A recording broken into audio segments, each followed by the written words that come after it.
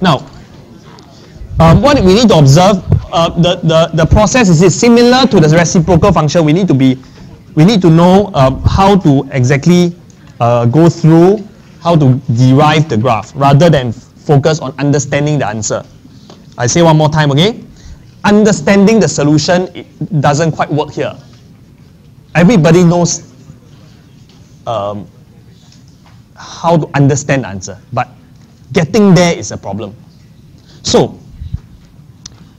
like I shared earlier, the tip is really, this is positive gradient, positive gradient, positive gradient.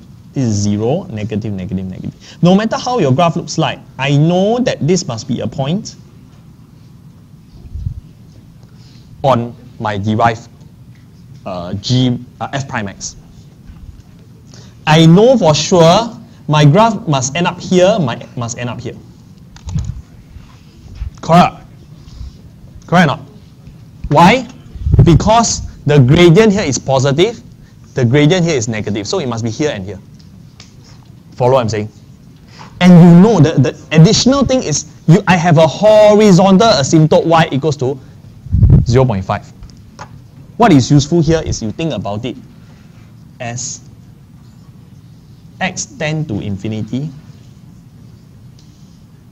What happens to f prime x? What happens to the gradient at x tends to infinity? 1? Negative 1? 0. 0. Ooh. 0. Whether it's this portion or that portion, whether it's plus infinity or negative infinity, your gradient tends to 0. So, to help us a bit more, that means here, it should tend closer and closer and closer to 0, but without touching it. Follow what I'm saying? And it must be above the x-axis. Follow so far? Similarly here, it must tend closer and closer and closer and closer to 0 without touching it. Then how to piece these two parts together? You know, very good.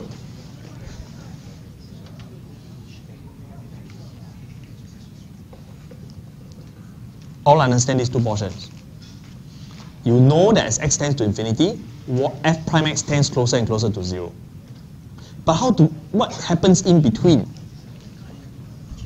You know that the curvature changes from smiley face to sad face somewhere here.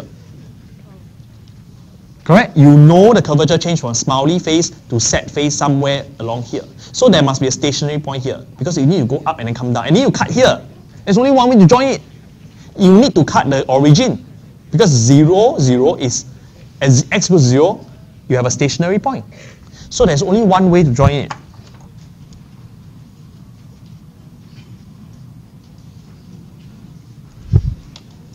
Follow? This one nicer. Marginally. Can? Follow? Again, question, where is this point? I have no idea. Where is this point? What is the x-coordinate? I have no idea. Because I don't even know the equation of this. But what is a consequence of this? Okay. Do you all notice this horizontal asymptote y equals 0.5 could have been y equals to 10,000, and your graph of this will still look the same. Do you follow what I'm saying? Die.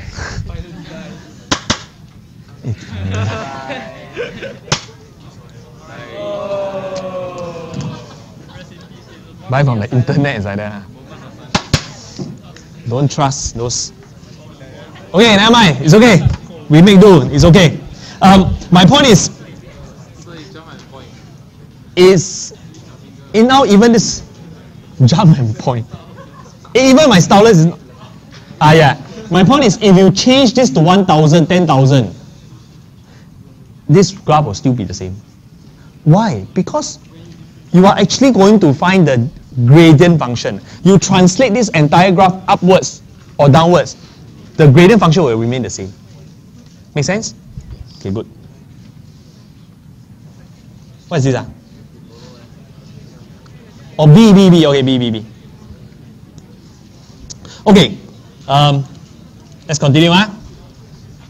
I will illustrate some practical tips here. How do we derive the f prime x graph from here? Let's try it. Okay, all listen first, okay?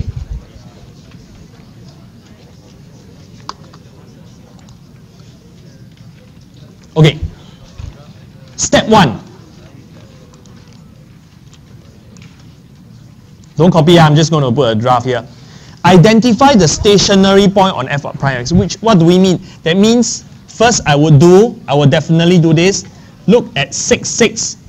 I know it must pass through 6, 0. Correct? Look at here, negative 2, 2 is a stationary point. I know it must pass through. Is that right? Sorry, say again? Yours is 5, 6,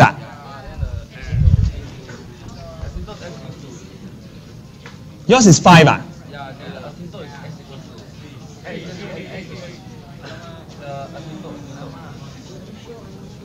Wait, let me see, Any problem with changing the question? Yeah. Mine more important, right? So change to mine. Wait, I see. No difference, No difference, Change, just change. Okay, so take note, 6, 6, and what? This one. X equals 2, correct? Change. Change.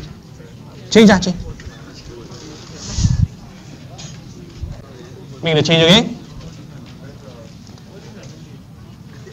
Okay. What did I say? I say, first I would identify the stationary point. Okay, can I have attention? You can label this one first, these two first. Wait, thank you. Who is that? Help me. Want to lend a pointer to me? Where is it? Who? Tristan. Is it you? Who? Oh, you make up. You made it up. Thank you very much. Wow, not bad. Made up for sleeping the other time. Today you are very awake. Very good. Okay, thank you. Okay, let's carry on again. Look. Identify the stationary point.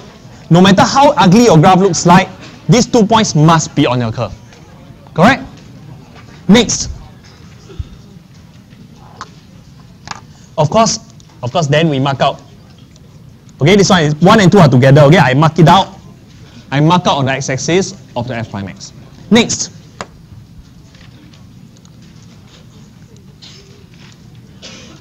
With the help of a table, it means, just now remember I drew a table, correct? I would do this. I would say, okay, which are the areas with positive gradient, positive,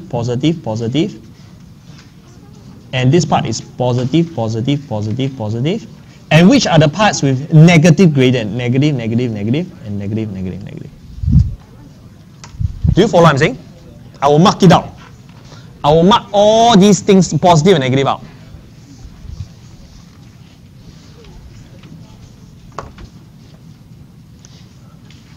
And with this, I would subconsciously tell myself that for the entire section for x smaller than 2, negative 2, my graph should end up in this area. Why? Because gradient is positive. I will also tell myself that my graph should end up here and also end up here. No matter how my graph looks like, it must lie here, here, and here.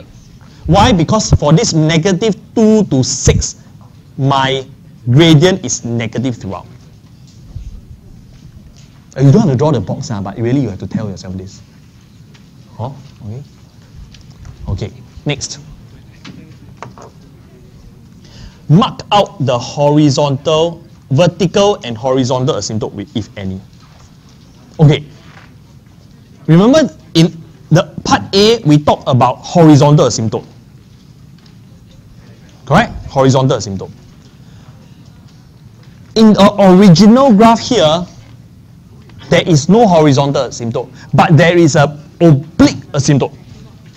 There is this oblique asymptote here. Do you follow what I'm saying? What happens to the oblique asymptote?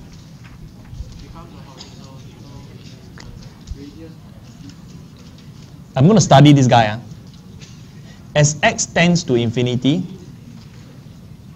plus or minus infinity, what happens to fx?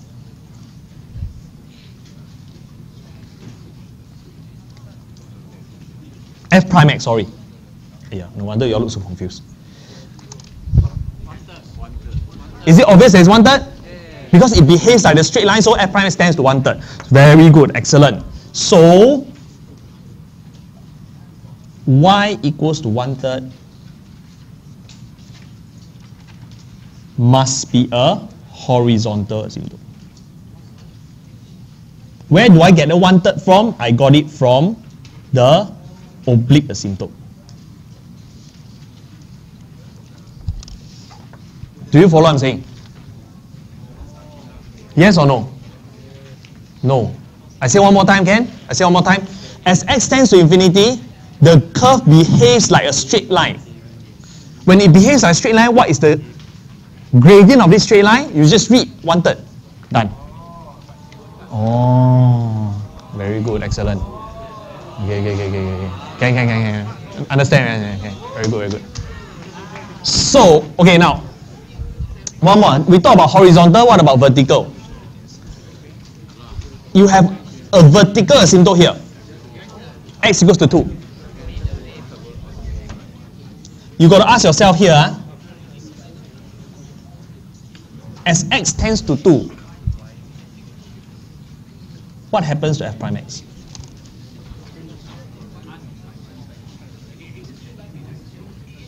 What happens to f prime x? Look here, it goes decrease all the way to almost vertical line. What is the gradient of a vertical line? Infinity.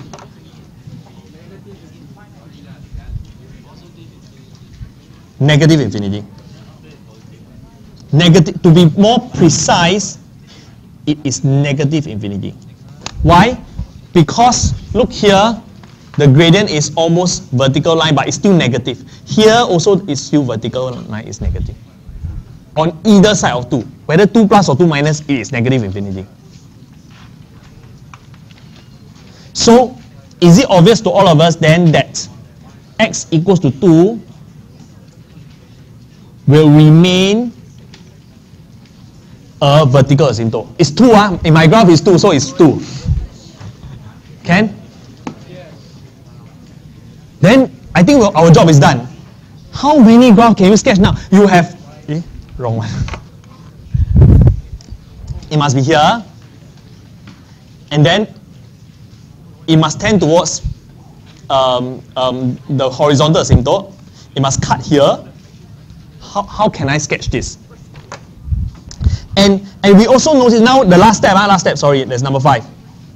We just sketch. We just sketch knowing all the concave upwards, concave downwards, etc., etc. Let's try and do this together. This is concave, this part, entire portion is concave downwards, set face.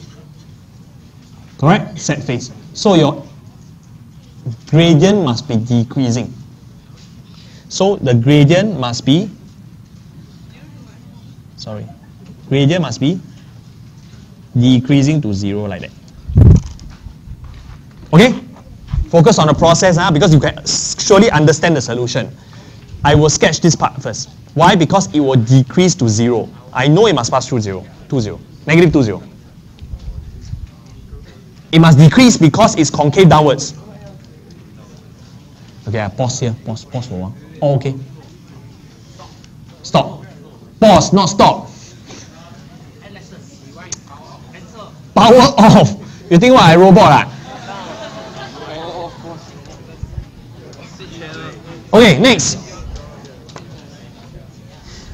Next, we all know it should lie here, and it should be a vertical asymptote, so there's only one way to go. This entire portion is still concave downwards, so you should continue downwards like that. Follow so far? Because this is still concave downwards, so it should continue to decrease. Now, next. This portion is still, it's concave upwards now because it's a smiley face. So it should increase like that. It should increase to 0. Correct? It should increase to 0, and it should continue to increase because for this entire section is smiley face. It should increase to the horizontal asymptote. Finish, done. I repeat one more time, it's easy to understand the solution, it's more difficult to get it out.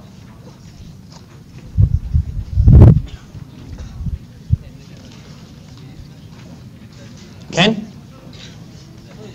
Okay, more observations.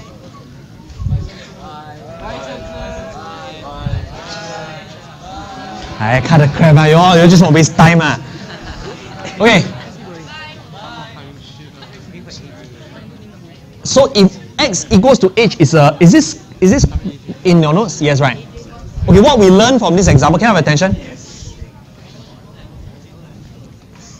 If x equals to h is a vertical asymptote, it will remain a vertical asymptote. If you have an oblique asymptote, it will change into a horizontal asymptote. Make sure you know why. You're talking, never mind. I was